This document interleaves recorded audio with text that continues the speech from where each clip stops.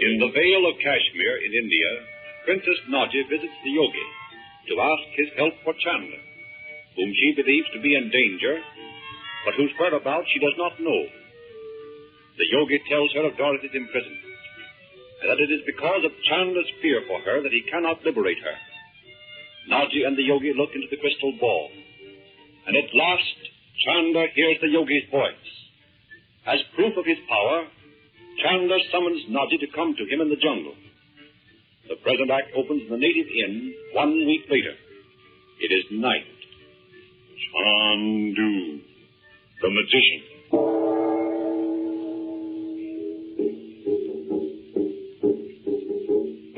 Hear those drums.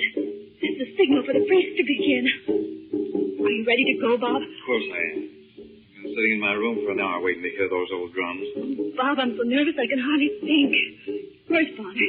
Where's Naji? Father's sitting in his room with his head in his hands. Naji's in her room, too, I guess. Just think, what if Uncle Frank can't do it after all? Oh, he can do. I know he can. He wouldn't have said so. Well, I know he thinks he can. But, gee, it seems to me it's pretty dangerous to wait till the last minute. Suppose something did go wrong. Now, Bob, you can't think that. Nothing can go wrong. It's just got to be all right. Oh, I know. I guess I'm just kind of nervous myself. Suppose Uncle Frank had come out of his room. I'd feel better, I tell you. Didn't you almost expire right on the spot that day when he came walking in here from Dr. Shaw's laboratory? Naji was with him? Did I? I must have goggled at Naji like one of those big goldfish we have in the pool at home. Because didn't she laugh at me? I didn't pay any attention to you. I was so busy being surprised myself. Poor little Natasha didn't know what it was all about, did she? No, and when Uncle Frank said he was just going in his room and wasn't coming out again for a whole week, there wasn't anybody to tell her.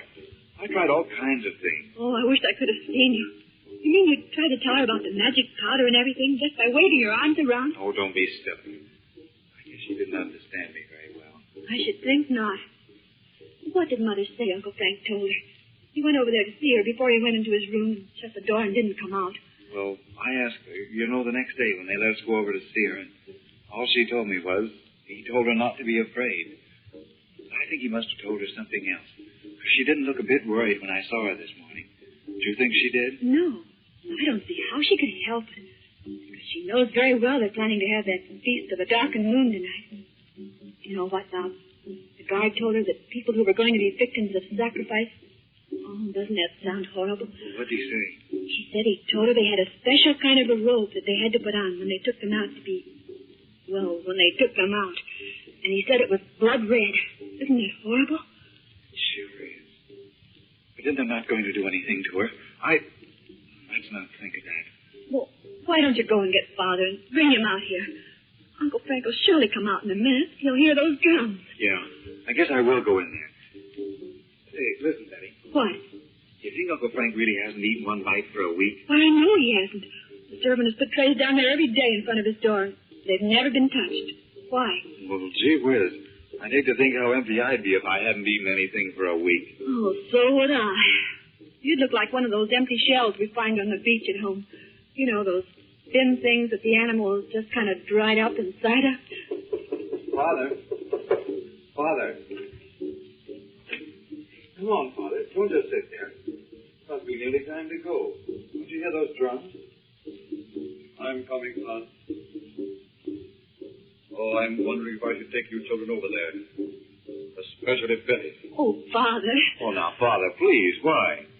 Well, you heard what that native said, Bob. You mean because very few white people have ever been allowed to see this ceremony? That's not quite what he said, Bob. He said that very few white people have ever lived who have seen the ceremony. But, Father, Uncle Frank will be there, won't he? I don't know. Oh, he surely will. Because how's he going to get Mother away from those people if he doesn't go over there? I don't know, Betty. Where's Naji? She's in her room, I think. I'll go and get her. Father, you really mean you want me to stay here with Betty? Because, gee, I'd hate to have anything happen to her just when Uncle Frank's about to get Mother out of that place. Let's wait and see what your uncle says when he comes out of his room. Look, there he is on the veranda. Hello, Uncle Frank. Gee, you don't look very hungry. Hello there, Frank. Hello, Robin. Hello, Bob. Ready to go? I was just saying to Bob, perhaps it wouldn't be advisable for him and Betty to go to the ceremony, Frank. Why not? You don't think there's danger then? Danger? Of course not. Oh, Uncle Frank, there you are. You're not going to make us stay here, are you? Chandu, you have succeeded. Yes. What do you mean you've succeeded? Mother's still over there, isn't she? Never mind, Bob. Have you seen Dorothy today, Robert? Yes, this morning. They told us that was the last time we could see her alive. Oh, Father, how can you? Do not be afraid, Betty Lou. Bob, Uncle Frank looks so funny. He looks so hardly knew. Look how white he is. So would you look funny if you hadn't had anything to eat for a week. Wouldn't be silly. We can go now. What about Natasha? I talked to her just a moment ago in her room. She doesn't want to go. She's afraid. I think we'll leave her here. You think I ought to stay here too, Uncle Frank? Not unless you particularly want to. This is one night there'll be no danger for anybody. Every native within miles of this village will be at the ceremony. What about Dr. Shaw? What do you mean, Betty? Well, you know that day you talked to him when you got Najee back here? And, well, that last day you were out of your room. We haven't seen Dr. Shaw since that, have we, Bob? No. Have you heard anything about him, Robert? I only heard that he had gone away on a trip into the jungle. And the natives don't know why, or they wouldn't tell me. Gee, I'd hate to leave Natasha here and have that goofy old Dr. Shaw come back to the inn. She'd be scared to death. I think he's probably gone away purposely to miss this ceremony tonight. Well, why would he do that? Sometime when we're a long, long way from here, I'll tell you the whole story. Shall we go? Uncle Frank, do you really think you can get Mother away from them tonight? I'm trying not to be afraid. Honestly, I am. But aren't you going to take your pistol or anything? If you'll just trust me for another hour, Betty. Oh, of course I will. But you know how I feel, don't you? Of course. Come along.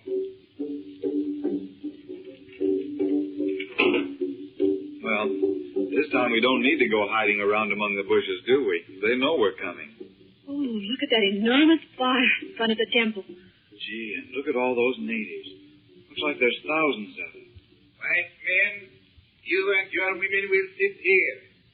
And you will not try to save her whom the gods of the jungle desire. Are we going to sit right here in the ground? Right here among all these natives? Yes. Sit down, Betty.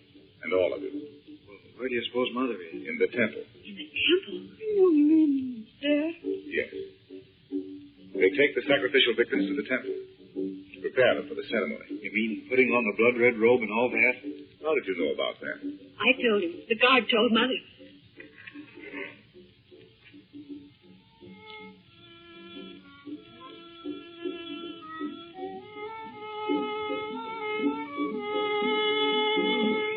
All those terrible natives painted up with stripes and white paint and everything. Don't this is awful? Gee, and there's Mother. Why, she doesn't look a bit scared. Frank, look how cold she is. Do you suppose they've drugged her? It's possible, of course, but I doubt it. Uncle Frank, do you suppose she's sick or something? Look, they've got her hands tied behind her. That red rope thing on her. I should think she'd be scared to death. She's all right, Bob. Gee, if I was in that spot, I wouldn't think I was all right. Look, I made her sit right between those two shiny old natives. Gosh. Uncle Frank, what's that native standing there in front of that big stone with a long knife? I never saw that block of stone there before. Did you? No. It's a sacred stone from the temple. They've moved it there just for the ceremony. Najee, you've never seen this ceremony before, have you? No, I've not seen it, Chandu, but in the books I have read of it. Let the music of the jungle speak to the hearts of the jungle men.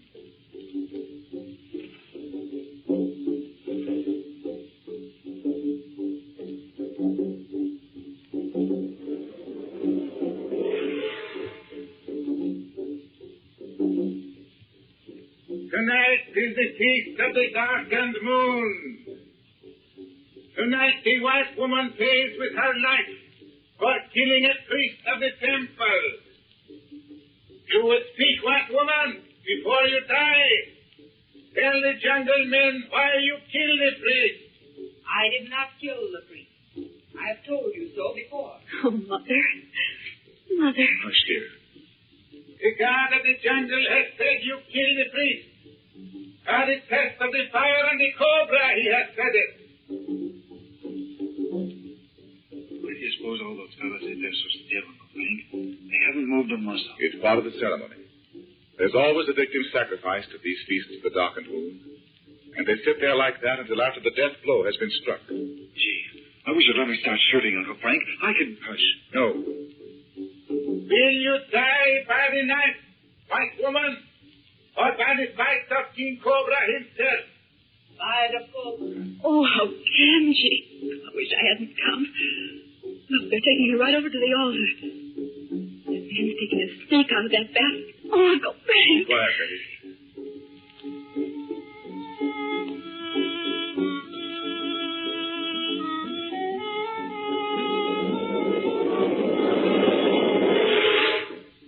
Right, King Cobra! The life of the white woman is dying! Stop! Stop! I call upon all the powers of good in the universe to free her from the god of the jungle. Hear the rushing of wings. The sky is filled with birds to carry her away. Listen! The natives, they're just going down on their faces. Every one of them. Until I release you, you will stay here, powerless to move or speak. Cobra, king of the jungle, guard your people well. Life is here tonight, not death. Look at that snake. Standing straight up right beside her and not making a move. Dorothy! Dorothy! I've beaten them at last!